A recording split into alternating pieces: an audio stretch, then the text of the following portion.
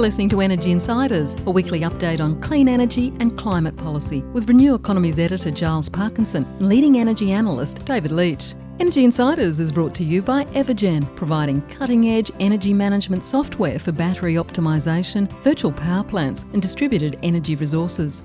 And Pylon, helping solar installers and retailers design high-resolution solar proposals in minutes. Hello and welcome to this latest episode of the Energy Insiders podcast. My name is Giles Parkinson. I'm the founder and editor-in-chief of Renew Economy, and joining me as usual is ITK Principal David Leach. David, I trust you are well. Yes, back from South Australia, which was a little greener than I expected, and I trust everyone had a great and memorable Anzac Day weekend. It's always sensible to remember the shoulders that we stand on, our generation, just as the future generations depend on us to do a good job for them. Well, exactly. Yes. Now, you just said though South Australia was a little greener than you expected.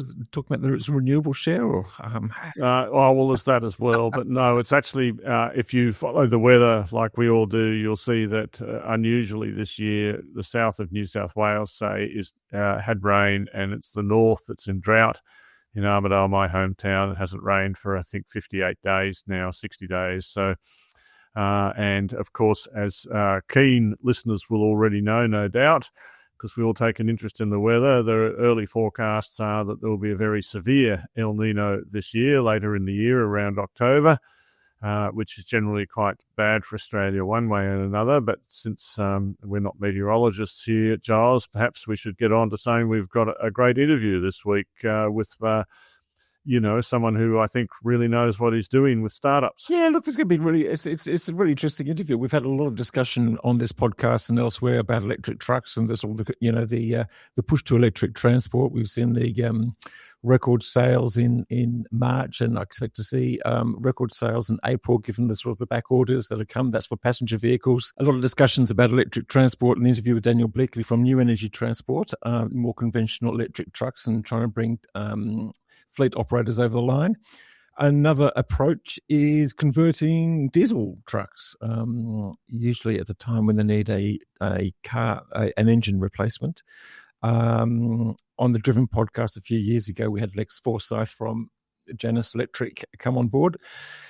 The company is now headed by Ben Hutt, formerly of Evergen, a sponsor of this podcast. But that's not the reason why he's on. He's on because he's got a really interesting business proposal, and that business has developed. So we'll come back with the news. There's a bit to talk about, particularly with the AEMO quarterly energy report and a few other things going on. But let's have a listen to Ben Hutt from Janus Electric. Ben Hutt, thank you very much for joining the Energy Insiders podcast. Thank you, Giles and David, for having me. Good to be back. It is great to be back. I mean, of course, you're first here in your role as Evergen, with a long-time sponsor of the Renew Economy podcast, and we do thank you for that. You're now, of course, CEO of Janus Electric, and electric trucks are big news at the moment, interesting news, particularly with the diesel issues and the Middle East supply chain issues. Janus has a different one, not building new electric trucks. You're proposing to convert existing electric trucks and through battery swaps as well. And that's pretty interesting. Battery swaps are huge in China. So interesting to see how it's going in things. You've just announced your first conversion factory, I guess you can say, centre in South Australia. Just tell us where you're at now in this conversion, because Janus has been around for a few years now, and you're starting to get traction. Yeah, we are. And so, I mean, Janus was founded more than 5 years ago now in Australia by a wonderful gentleman called Lex, who's Mr. Truck. His family's been in trucking 120 years. He's built and sold a few trucking businesses, built and sold an autonomous fuel station in Queensland for diesel, and then decided that electric trucks were a meaningful part of the future. And rather than wait so that everyone can buy a new electric truck and just spend 20 to 50 years seeing it flush through, as we see with the passenger cars, he was like, we can intervene in the life of these trucks. They mostly get their engines rebuilt after 5 years, which is typically the end of their first operating lease. So why don't we just convert those trucks to electric at that point? And then you've got a perfectly good truck that's got another 15 to 20 years left in the chassis that's just zero emissions. And as we know, electric trucks are in a normal environment 30 to 40% cheaper to run. And in the environment where diesel prices are where they are now, and who knows how long they'll stay here, they're dramatically better to run. And I mean, I met with a bunch of customers in South Australia last week, and they all said, look, our diesel trucks are costing us money every day at the moment, and our electric trucks are making us more than $1,000 in profit every single day. So I believe, I mean, fuel security is something that it's not a new notion. Like, I don't know whether you and I talked about it years ago, but I certainly remember being at Canberra probably 5 years ago, speaking with Minister Bowen and others about the kind of the fuel vulnerabilities that we have here. And coincidentally, Janus was at Parliament House 4 years ago with an electric truck and took Minister Bowen for a ride in that. And we were back there 4 weeks ago with a whole bunch of other people saying, electric trucks are a thing. So we are. Did you take the Federal Coalition for a ride as well? We took any minister who wanted to go for a ride. And I won't name names. Some of them have been quite public about it on social media. My LinkedIn speaks volumes about who was there and who was saying what. But yeah, I think irrespective of that, I mean, for me, like, I've always chosen these really difficult challenges in a life context, but also in business. And I look at heavy transport as one of the hardest to decarbonize sectors, but it is inevitably going to have to be done for us to meet our climate change goals. And we're seeing that in work we're doing all around the world now. We're seeing very solid incentive frameworks from places like California, Canada. The UK has just dropped £1 billion to stimulate the sector. New Zealand's got its own version of the rules. Japan and other countries in Asia are doing their own things. So we think there's a big role that Janus can play in the world. And I've been in the role now 3.5 months, spent a lot of time getting the team organized. We've got some great people on board now. I released a 43-page strategy to the ASX last week to basically say, look, I've had a bit of time to think about it. Here's a 3 to 5 year plan. Here's what we're going to do, where we're going to do it, how we're going to do it. And I think we're in really good shape. Why don't you just run through for a couple of paragraphs what that plan is, so listeners know? Sure. So the plan in kind of 3 horizons is pretty simple. Since I took over, as I just mentioned, I started putting a great team of people in place, and we have a very significant pipeline of opportunity. So we've got more than $1 billion of registered interest in getting trucks converted or buying trucks or leasing trucks or whatever, and we'll provide electric trucks to people any way they want them. We've got customers now in Canada, California, working on some things in South Africa, New Zealand, Australia, obviously, and a couple of places in Asia. So in thinking of life as like a journey, our core plan will be to convert the order book into orders, deliver those orders and start putting battery swapping charging stations in places around the world next quarter. We're working very closely with energy infrastructure funders because these battery assets and charge stations can be provided as a service, and they are infrastructure investments that are useful to the grid outside of being useful to run trucks.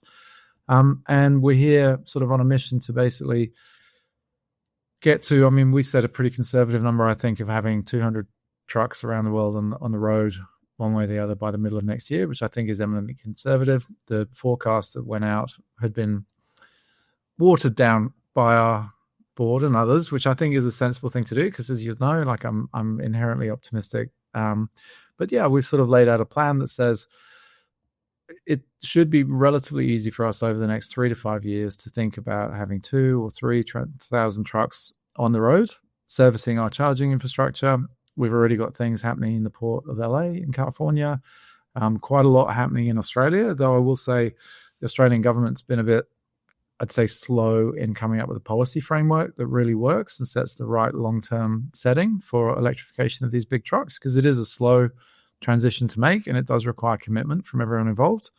But yeah, the business is in really good shape. We're making really good progress. I'm excited to be here, really loving the challenge. And it's funny for me because I grew up in a family in England who built a sort of a trucking and warehousing business in England. So I grew up around these heavy trucks. So it sort of feels like I've come full circle now, and I can leverage all of my energy experience from Evergen with kind of the other 2 or 3 businesses I've built and the couple of hundred startups I built with other people. So it's a good opportunity. So you forecast about 200, 250 trucks or something like that in a year's time. How many have you got on the road now? It's about 28, I think, isn't it? And yep. So we have almost all of those in Australia. Yeah, so we have 28, 25 of which are in Australia. And it's interesting. I actually learned last week that there's less than 80 of these Class 8 fully electric vehicles in Australia at the moment. The others have all been subsidised by our friends at ARENA. Our customers have all paid for their trucks. Ben, Class 8's an American term, I do believe. You might just explain to our Australian listeners what it is and how it compares with Australian trucks. Yeah, thank you. Sorry. It's the great big prime movers. So it's the really big trucks that tow 160-ton trailer, or in some cases, we've got a truck that tows 3 or trailers and weighs 220 tons. So it's the great big trucks, basically, in simple terms. Right. What sort of battery size have you got doing that? So each truck carries a pair of batteries that ends up being roughly 660 kilowatts per truck. And on a normal truck, we're getting sort of 350 to 400 Ks of range from one charge. And on the big mining truck, it's much less because obviously you're towing 220 tons, so they get sort of 200 Ks of range. Next model of batteries is now coming out of North America, being manufactured by a company called Electrovaya in Canada and North America, and we expect range on a sort of 60-ton single trailer to be about 450 Ks, which is more than enough. And we get dragged into this conversation about when's the long highway electrification going to happen, and isn't that a problem? It's actually not a problem for us because 70% of this heavy freight in Australia does less than 300 kilometers a day, and most of it goes out from base, delivers something, comes back to base, or it drives between point A and point B and back again. And so all of our customers in Australia are either happy to host and own their own charging infrastructure to date, or we provide communal charging infrastructure. Like we've got a charging station in Moorebank that services 5 different fleets. We own and operate that, and they basically use the energy as a service, use the batteries as a service, and they just worry about the trucks. I've got a lot of other questions, and Giles no doubt has plenty as well, but just on the battery technology, I wasn't clear how much better this new Gen 2 is than Gen 1. How do you compare them? Well, we expect it to be slightly lighter, have a greater power density, and importantly, be ready to be manufactured at scale. And I think that's the key thing. We're also, in the process, like we're actively searching for other partners to supply to different parts of the world, because as an example, like in South Africa, the regulations around batteries are different to what they are in North America. We're obviously conscious of shipping costs, time, delays, and also tariffs. So we're in the process of basically working out what our global supply chain looks like to supply different markets. The principle will be as much of it should be done close to or in a market as can be. And that's really the guiding principles around all of this for us. And the business model, I think, basically has Janus or Janus. I'm not quite sure myself. I'd rather call it Janus because it's... Yes, me too. The name of the Greek god of change. Yes, the Greek god of change. We love these Greek gods. We really do. But people who live under Greek gods don't always come to happy endings from my reading of Greek history. But anyway, and mythology. I think the business model is that Janus is going to own the batteries at the moment, and you own the charging station in New South Wales as well? We do that one in New South Wales, yeah. The longer-term vision for that infrastructure is we are, and I've made this pretty clear in all the kind of ASX communications this year, that we'll separate out the funding of the infrastructure from the funding of the business, because obviously infrastructure funding is a different type of capital. It's long duration, relatively stable returns, and it's big pots of money. So we're in conversations with people in North America and Australia and elsewhere about like hundreds of millions of dollars to fund infrastructure in and around ports, and we've got a plan to roll out 50 charging stations across Australia in the next 3 years. So that's obviously going to require significant capital, and there's lots of people who are in the business of doing that, and that's not Janus's core focus. We'll provide the technology. We run the software that makes the asset works. We operate the charge stations so that they're always charged, and we're energy efficient in terms of making the most of whatever tariffs are available. The Janus business model is really focused on, we still convert some trucks. So there's a service in there for taking the engine out, putting the electric stuff back in. And I think while we're talking broadly, the conversion cost is about 200K or something. I'm just talking extremely broad numbers here. Did I read that right or wrong? It's roughly that. It kind of depends, but it's roughly that. And the important thing about that is it's on par with the cost of refurbishing a diesel engine. And so at the moment, the proposition to the truck owner is that they pay, let me think, for the motor part of the conversion, but Janus is going to own the battery, or Janus's infrastructure partner will own the battery. Is that right? Well, in some cases, so some customers are happy to and want to own their charging infrastructure and the batteries. So Cement Australia is an example of that. Customers in Canada are happy to do that because they have a whole bunch of incentives around spending capital on that and holding it on their balance sheet. Where small fleets don't have the capacity to fund their own infrastructure, and maybe they're only running 3 trucks or 5 trucks, it's much more efficient for us to provide the infrastructure and the battery as a service and have it used by multiple fleets, because then you get the benefits of scale and utilization of the batteries. And we also can now do that with trucks. So if you don't want to buy a converted truck or have us convert one of your trucks, or have our dealer in South Australia or elsewhere convert a truck for you, we will sell you a truck, we will rent you a truck, we will lease you a truck, we will actually own and operate the trucks as a service to the fleet. Like, we don't want to compete with the fleets, but we do believe that part of the inertia in getting going is that it's a transition that requires thought. It's new, it's different to running a diesel fleet. And so we're actively now working to deploy 5s and 10 trucks with different customers as a service as part of their overall delivery mix. And if you come back to the point I made about Adelaide earlier, is that the electric trucks in the world right now, they're all profitable in Australia. The diesel trucks are really struggling to make any money. So I think there's a good opportunity for us to seed the market by doing that. I hear that. I'm just thinking about the capital side of things. I think Janus has a market cap of about $22 million, and I think in the last quarter you were, for one reason or another, cash flow negative. Which is not unusual. I think Anthropic and Claude or ChatGPT are all cash flow negative as well, and the people love them. But just tell me a little bit about the pathway to getting enough capital to grow this business at the scale you've been talking about, and to get into cash flow positive territory. Yeah, so when I took over at Janus, the business had kind of been on pause for 3 or 4 months, to be honest. You may, looking back at the history, there were some management changes and the supply chain kind of ground to a halt. And there, to be honest, there were a few problems.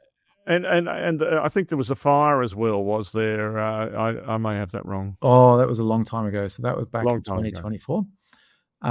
And like, it's unfortunate that happened, but you know what? In the early days of Tesla, a few Teslas caught fire. The thing everyone overlooks is that every single day in Australia, at least one diesel truck catches fire. No, I'm not. But I'm saying it wasn't that great for the business to have a fire in the early stages. But maybe it's an opportunity to do this reset that you're now embarking on. Well, and that's exactly right. So these things happen in research and development territory. In the 25 trucks we've had driving around in Australia, like we've learned a lot, and there've been some things that have gone wrong, but we've learned from them. We've now standardized the kit. The kits are all standard. Every truck's going to be the same. For the next 100 trucks, every single truck will be the same hardware, same software, and then iterative improvements from there. So I think like the past is the past. What I recognized when I took on the business was that there's a massive global opportunity to really play a role and like have a legacy in this decarbonization of heavy trucks. The technology works. The concept is great. There are global companies very interested in what we're doing as part of their electrification mix. And with a long supply chain business like this, it just takes a little while to wake it up again. And we're well underway in doing that. I'll pass back to Giles in just a second, but we talked about roughly 200K, if you, for want of any other single number, and I don't know what the saving a kilometre is, but the payback period's probably sub 5 years. Well, I mean, obviously diesel price, the number of kilometres you travel is a key ingredient to that. There's a calculator on our website that feel free to play with that basically has a number of different use cases. I've played with a few. Yeah, good. But yeah, I mean, the payback on today's diesel price is like less than 2 years. So less than 2 years. That's pretty good. And this is one of the things where I think, like, as part of the mix, we'll just start converting our own trucks and leasing them to people. We can make money doing that. They can make money doing that. We have customers who are getting paid more for making deliveries in electric trucks than they are in diesel trucks. And so kind of the opportunity to build a business in lots of different ways, leveraging these long duration assets, are infinite. So we're here to work with customers and help them get on the journey. And my last question before handing back, I mean, you mentioned the United States and stuff, but it seems to me that obviously the country that's the most advanced in this is China, where I think something like 20%, maybe more, of trucks use this battery swapping method. But can't you just sort of, I don't know, lease or franchise whatever they are doing and have a huge supply of batteries just turn up next week? I mean, there must be container loads of them floating around in the ocean already. We could do that. But I think, and I mean, like, China is showing us all how this stuff can be done. And they've got, on one end of the spectrum, they've got the sort of the 20 megawatt fast charging and the grid infrastructure to basically put lots of electrons into lots of batteries very quickly. And there's a place for that. I think early evidence in North America and to some extent here in Australia is that the rapid charging massively degrades the batteries, and the outcomes people are getting are that we've got customers in North America who've got 2-year-old trucks that will do less than 60 miles now. And so I think whilst there's a place for rapid charging, I think battery swapping is a good piece of the mix. It means the batteries can charge slowly, trucks stay moving, and that's all good. I think there will be obviously a new generation of Chinese truck manufacturer, and we're already seeing that with the likes of Sany. Great product, know the team really, really well. Winrose is another one. But I think the idea with Janus is that these big trucks that are very expensive and have very long lives if they're looked after, like, why not just electrify them midway through their journey? And it's not going to be the only piece of the answer, but given these trucks last that long, like, we can catch them at year 5, electrify them, and then run them as electric trucks for 15 years. And there's a lot of reasons why some people will want to do that. Yeah, it's interesting. Just to clarify then, so you talked about some people have their own charging equipment, so they might just sort of have one battery and then just sort of choose to charge that as they go along. But the sort of the battery as a service type of thing is just really built around the swapping, the battery swapping. Well, no. So all of our trucks use battery swapping technology. They're all the same batteries. So a customer like Cement Australia chooses to own their own batteries and charging infrastructure because they service their own fleet, and then all the utilization is going to be. If you came to me with one truck now and said, I don't want to spend all the money on the batteries and the charging infrastructure, where can I use infrastructure? We can then give you a map of where will be 50 sites in the next 3 years. And then basically what we do is we match the routes and the freight tasks that these trucks want to do with where the charging infrastructure needs to go, so that it's available when you need it, where you need it, in reliable places. And we have customers sharing different charge stations and different kind of pairs of batteries so that they all benefit from this kind of build out, irrespective of who they are and what type of freight they're doing. Yeah.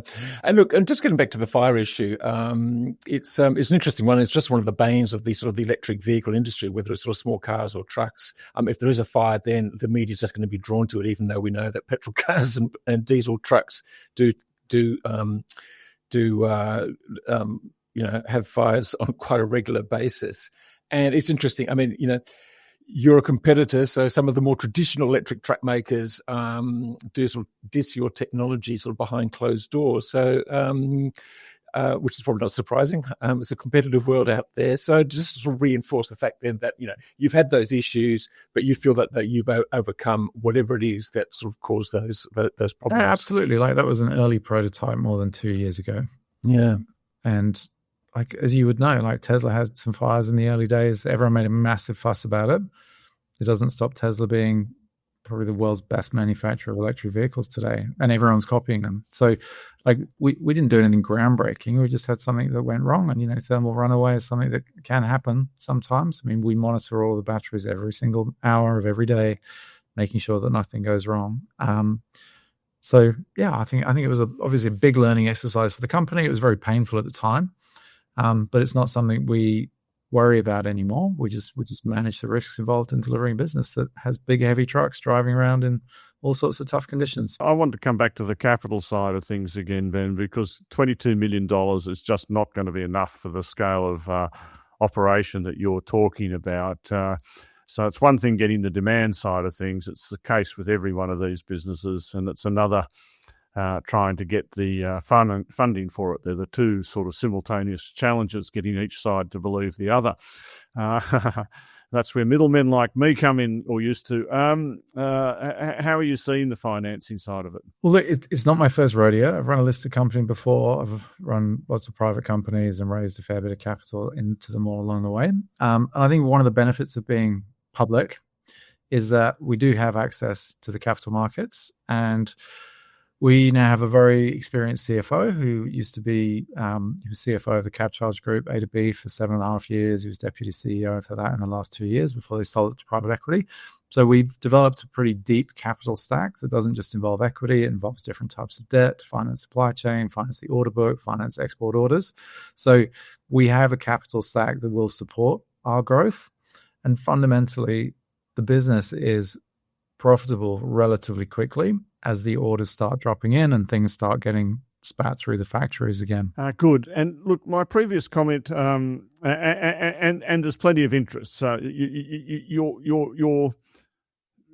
probably relaxed about the funding side. I guess it always depends on people seeing the demand from the customers. That's really always the key, isn't it? 100%. And that's why, I don't know if you've reviewed the strategy deck I put out last week, but we've been very transparent around where we're talking to customers, what they're worth, what the value of the pipeline is. And we will continue to be transparent. I mean, it's one of the benefits of being listed is that you have to be careful about what you say, and so I laid that plan out so that people can hold us accountable to that, and we can report progress against that. And we're here to really make as big an impact as we can. But I'm old enough to know that not everything we're going to try and do is going to work. But the way that this business works is if sort of 3 of the 7 things we're working on work, then we'll be ahead of our goals. I think the military comment is that the best laid plan never survives first contact. And I think also in terms of the team, I notice, did I read that you've got a senior financial advisor now who previously was your chairman, and so it's part of the something of the team coming back together, or have I got that wrong? Yeah, I mean, that's definitely good. Michael Cummings is a fabulous human, and he's in many ways very well connected and respected in the infrastructure sector. So he sat on the board of Melbourne Airport, Endeavour Energy, Powerco in New Zealand. Has done a bunch of really interesting things, and obviously he and I worked together for 6 years on the Evergen journey. So there's a healthy mutual respect, and we're a good team. In addition to that, we've added a guy called Simon Fitzgerald, who's been running the custom denning electric bus manufacturer in Sydney. And I've also added a commercial lead who spent the last decade in infrastructure scale renewable energy projects. So the way I tend to do all these things is I'm really lucky and good people trust me. I want to get behind these big, hard problems that we're tackling. So you'll see the team continue to build out all around the world with really good people. And yeah, really, this is just the beginning. Then, without blowing smoke, I must say that I'd looked at Janus and I took a lot more interest when you became CEO, and I'll just leave it there. But I do want to come back to the China thing. I wasn't really suggesting that there's new Chinese truck manufacturers, although, of course, there are, and I personally take a big interest in them. I really wanted to talk about their actual inventory and kit availability, because they do so much battery swapping already. It seems to me they must have the actual batteries and the swapping station technology and the whole thing down to a fine art, and perhaps there's something that Janus could license or use there rather than going off on your own adventure for boutique batteries. Yeah, I mean, that is not a bad idea, and it is something that we may or may not be in the process of considering, because things change all the time. I mean, in the early days, the Chinese manufacturer's response to what we wanted is you can basically have everything as long as there's a rectangle. And we sort of said, well, our trucks are bigger and heavier than anything that you've ever powered before, so we think it needs to be the funky shape that we have, and it needs to be the chemistry, and here's the design, and we've got some patents tied up in our technology. But I think on one hand we can partner with people who we can license to manufacture it on our behalf, which is what we've done with Electrovaya in Canada and North America.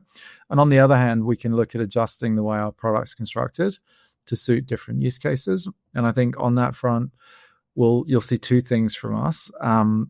Obviously, the hiring of Simon Fitzgerald opens up converting buses as an adjacency. And I think that's definitely a really good opportunity for us because, again, battery swapping lends itself to regional Australia in particular, and places where the grid connections are not 20 megawatts, delivering rapid charging for new EVs. So there's an adjacency there. And I think the other thing you'll see is that we will partner with some very good people in Western Australia who will co-develop with us kind of the big mining truck extension of what we've done already. Because I'm not sure if you've seen on the news, but some of these big mining ore trucks are just falling over when they're empty at the moment, and I think we've got a solution for that. So you'll see us grow outside of where we're at, and that might involve slightly different product decisions, slightly different hardware decisions. Like we're definitely not looking to reinvent the wheel, but we do think we've learned a lot that's unique, and the technology really does work the way it is. So look, I've had a preliminary look at the technology side of things with Fortescue, and I do think battery swapping is particularly well suited to that, because off-grid, you tend to have to run your own generation, obviously, to charge the trucks, and solar works very well for that. But I guess that's not something, I mean, that requires a lot of capital from beginning to end, and a really determined focus that someone like Andrew Forrest can bring to his operations. But it's hard to get in on that, isn't it? It is, but we are in discussions with lots of the mining companies about this. And fortunately for us, I mean, the value to a mining operation of running zero emissions transport is quite high. And what we're seeing is lots of the sort of tenement extensions and other things are becoming conditional on doing new things. And so we are cautiously optimistic that over the next sort of 6 to 12 months, we'll have something in place at scale in WA to start really proving out that these swappable battery fully electric trucks can serve a really useful role in that. And they won't be the only answer. Like there's a place for hybrids, there's a place for all sorts of things. It depends on the freight task, the distances involved, the setup of the energy, the microgrid, the grid, the energy source, whatever it might be. But there's a place for us in that space for sure. And when I looked at the whole thing, it seemed to me that, as you mentioned at the outset, the more kilometres you do, the more important the fuel cost is in your total cost stack, and the more likely the higher the payback you'll get from this switch. Would you agree with that? Absolutely. And so in some ways, although it's not so obvious on paper, the long distance side of things, is more suited to this task than just the return to base. Like if I look at buses, they hardly do enough kilometres a day to you know what I mean. It's like is fuel a big item in the bus cost stack? I don't know really. Oh, it is, and I think the other thing driving buses, and we're in conversations about buses, not just in Australia, and there's different priorities, but at least 2 of the state governments in Australia embarked on a commitment to be fully zero emissions, and what they're realizing is that the new electric buses are really expensive, and that the charging infrastructure is really expensive, and the bus depots are usually not in the same place as really good grid infrastructure. And so they've just come up against a bunch of problems. And if I can sit here and say, well, look, hypothetically, I can take the engine out of the back of the bus, replace it with a battery. I can put a fully electrified rear axle in the bus, and I can power all the bus's systems from the battery. And I can do that at a fraction of the cost of buying a new bus. Like, that seems to me to be something that's kind of aligned with all of the things that we can do. We have the core engineering competencies to do that. Adding Simon Fitzgerald to the team was a big win in getting close to that. But it's not the focus. It's just an adjacency that is right there for us to explore along the way. And so I'm going to hand back to Giles in just a second. So let me ask then, what kind of businesses do you think are best suited that should most be talking to you? Have you got some like target market segment, or I know you're going to tell me the whole of Australia and every truck, but I'm interested if you were the trucking industry and you wanted to prioritise where electrification should come first, from your selfish point of view as the business owner, as the trucking owner, where would you be looking? Trucking in Australia is a very fragmented industry. Even the 2 big players between them are certainly less than 20% of the market in terms of number of trucks. So I think our model, particularly around renting trucks, leasing trucks, not having to buy the infrastructure, it being a pretty low-cost way of electrifying, and our ability to drop these charge stations in depots to be useful really aligns with sort of the small to medium-sized fleet operator who doesn't have a lot of capital or a big balance sheet, but they can see that the cost efficiency will improve their profitability, and they have regular routes and regular freight tasks that are easy to map with charging infrastructure. And we're talking to lots and lots of these people. I mean, as you're probably aware, the trucking industry in Australia is under enormous pressure at the moment financially, because the diesel input cost is not something that's easily passed on to a customer. By the way, Ben, it's not just the trucking industry. I think every industry is under a fair bit of cost pressure, but thanks to Giles's best friend in America. But sorry, I didn't mean to interrupt.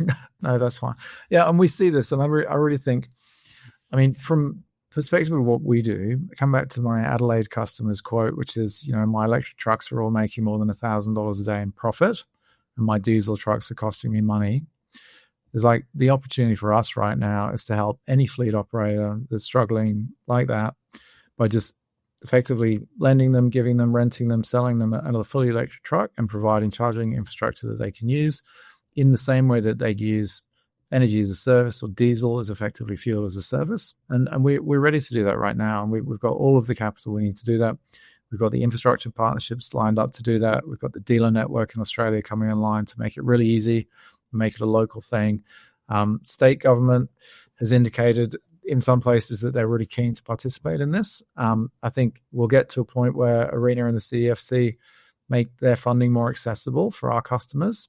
And I really think, I mean, this fuel crisis has been horrific, but it has really drawn to attention what we would say, which is that it is inevitable that a good proportion of these trucks will be electric. It won't be all of them, but it should be a portion.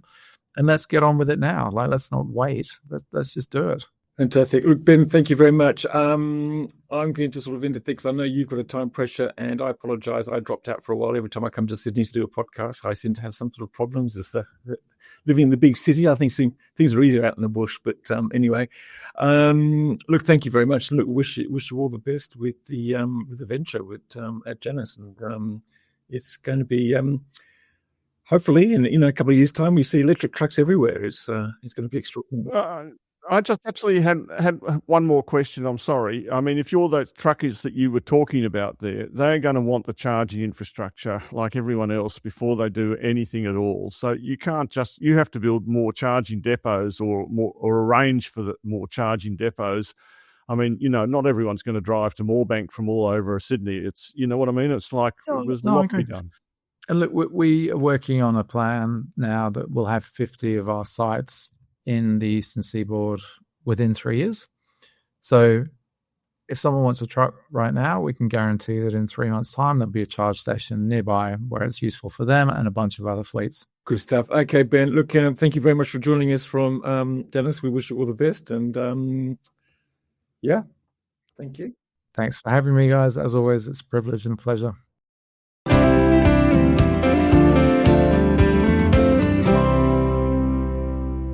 And that was Ben Hutt from Janus Electric. Apologies for some of the recording issues we had at the time, but David was smart enough and intelligent enough to fill in for my lousy communication issues.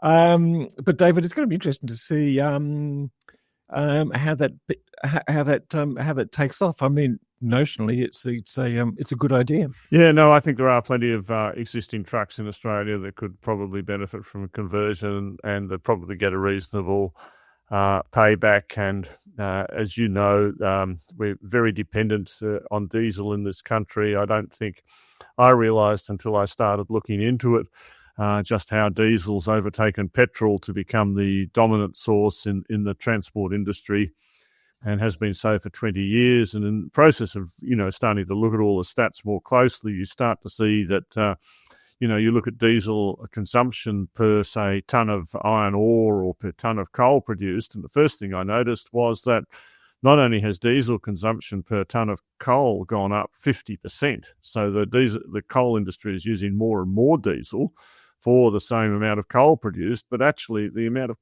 black coal produced in Australia kind of peaked a few years ago and has declined measurably, 10%, 15%, I forget the number. in the last couple of years. And this sort of corresponds with other info that I looked at, that costs in Australia generally are going up, not just diesel, but also, of course, compliance, environmental costs, labour, all of those sorts of things. And in the export markets, I think the Australian coal is losing out to Indonesia at the margin.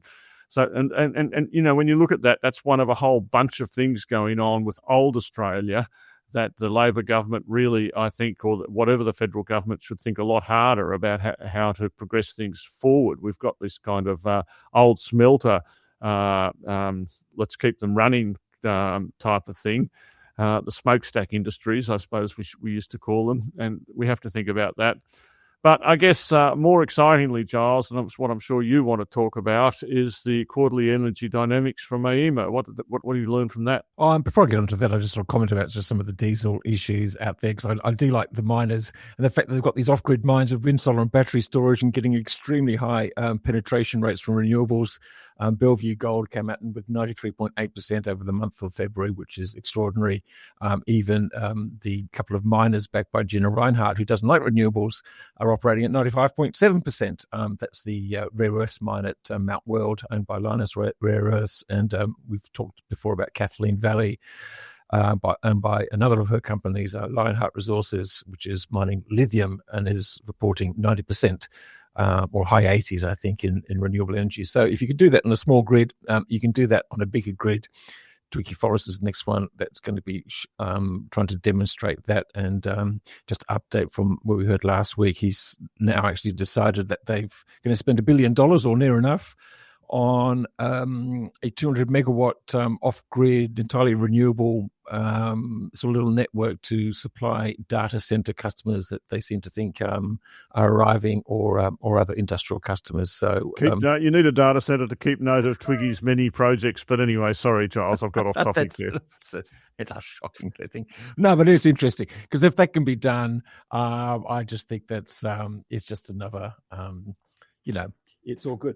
But look, continuing the good news, I'm trying to be in a positive frame of mind here, David. The quarterly energy dynamics report, really interesting. More renewables, less coal, less gas, less emissions, but more importantly, lower prices. And it's interesting that AEMO is pointing specifically to the rollout of large batteries and also household batteries for sort of changing the dynamics of the grid. So basically, they're charging more in the middle of the day, which is what we expect them to do. That's having an impact on prices, actually putting them slightly up, which is probably good for the wind and solar farms. So in some key areas, curtailment has reduced. Then we've also seen extra energy being put back into the grid, or sort of more battery storage sort of lasting into the evening, and that's sort of reduced prices there as well. So, and it will reduce gas volumes, and eventually it will reduce coal volumes. Keen listeners will know that I've been talking about what AEMO is saying for all this calendar year. And in fact, I've even got a special tab on my website that compares peak evening prices and the generation mix this year versus a year ago. And it's very, as long as coal generation stays up, right, because it does depend, then the batteries make a really big difference to price, and I think also to volumes. But if a coal generator was to drop out, then we'd go back to having a problem again.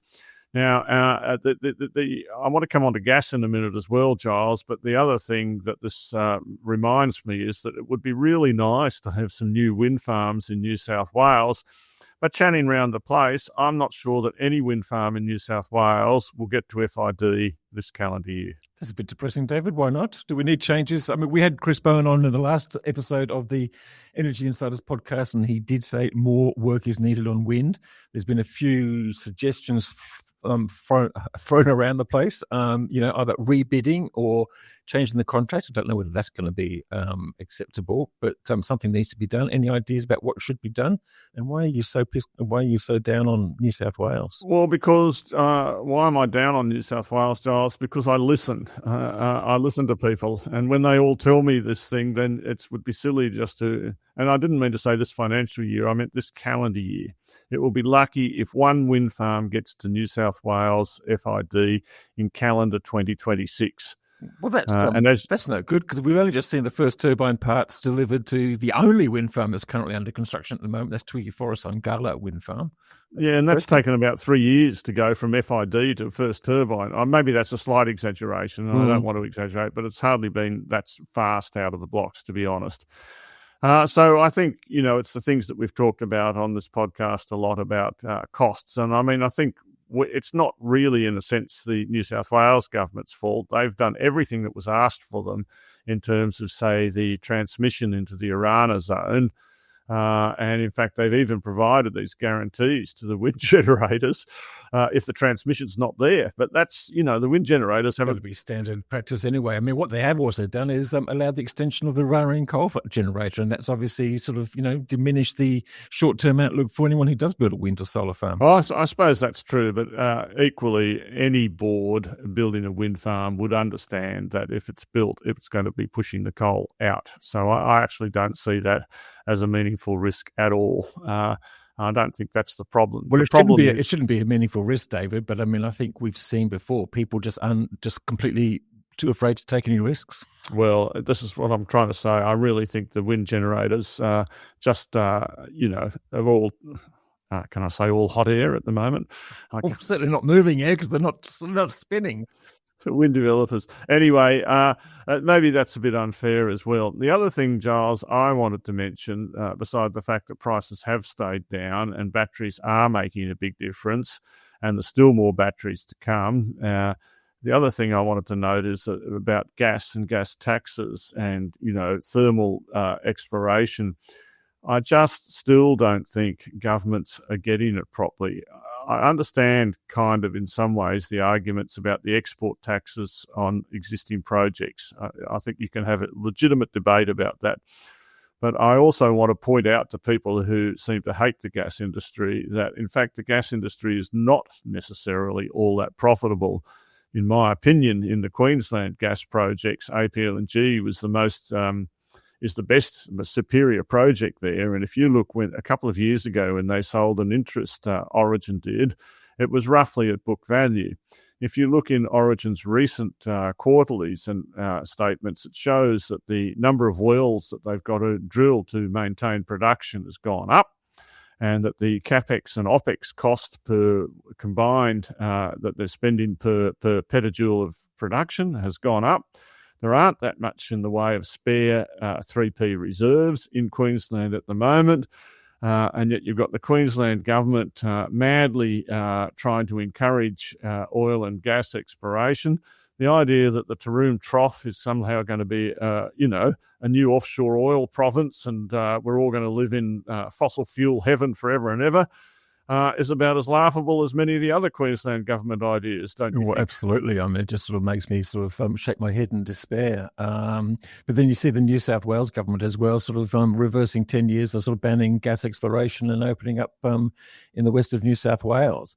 Again, for what purpose? I don't know. I mean, the actual statement said, well, we need it because we need more gas generation to back up renewables. But I mean, as we see in the QED data and the AEMO data and all their forecasts, we actually need less gas generation.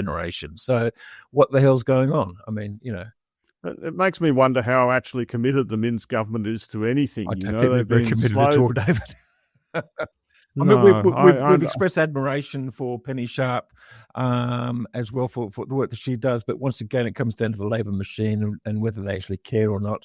We asked the question last week in the last episode about Chris Bone because we admire his work. We don't actually think everything he's done has worked, and he obviously needs some tweaks to the CIS. But we asked him about the commitment of the overall Labor machine in the federal sphere. He assured us that they are on board, and any right-thinking person would assume that would be, but you do sometimes wonder. Yeah. He says they're on board, and I don't think anyone doubts Chris Bowen's commitment, or at least I don't. I suppose some people do doubt it.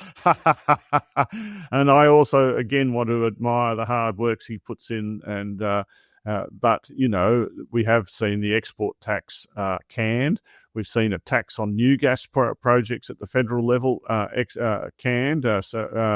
We've seen the New South Wales Labor government trying to open up new gas provinces. This is all at the same time as AEMO's explicitly come out and said that we need less gas. It also fails to recognise that gas is, the third biggest contributor to fossil fuel carbon emissions and probably the most steadily growing globally.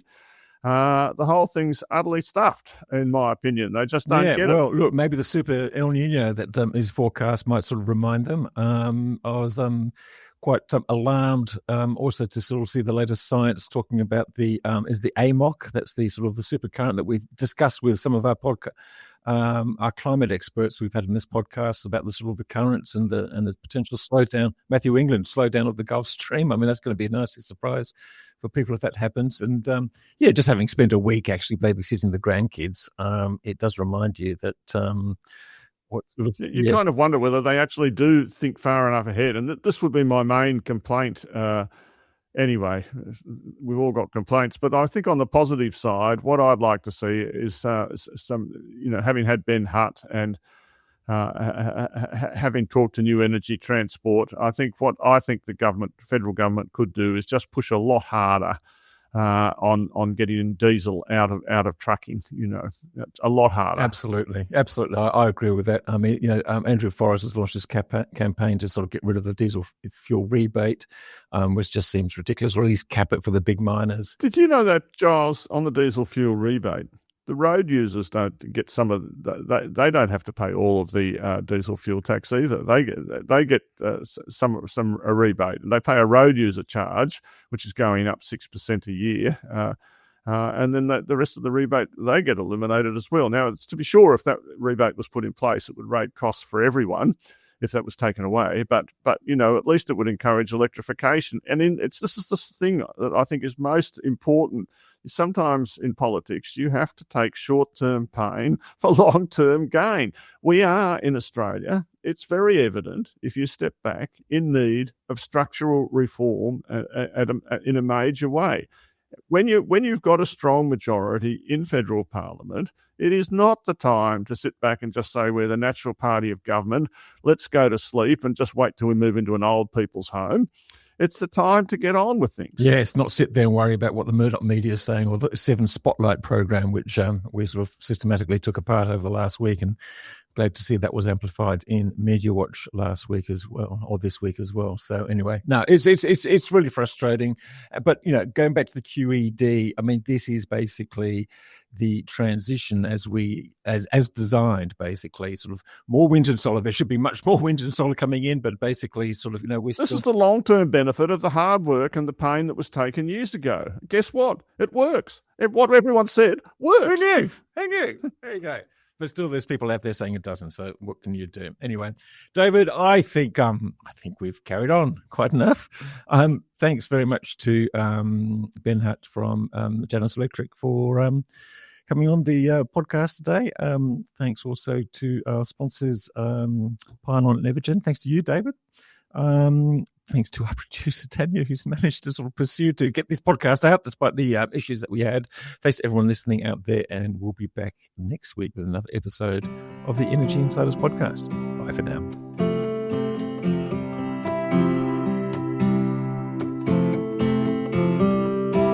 Energy Insiders was brought to you by Evergen, the market-leading renewable energy software business that optimises residential and commercial solar and battery systems. Evergen enables large numbers of systems to operate as a single fleet, so network operators can use them as a virtual power plant, generating significant value for consumers, network operators, and the energy system as a whole. Evergen software is powering the energy system of the future.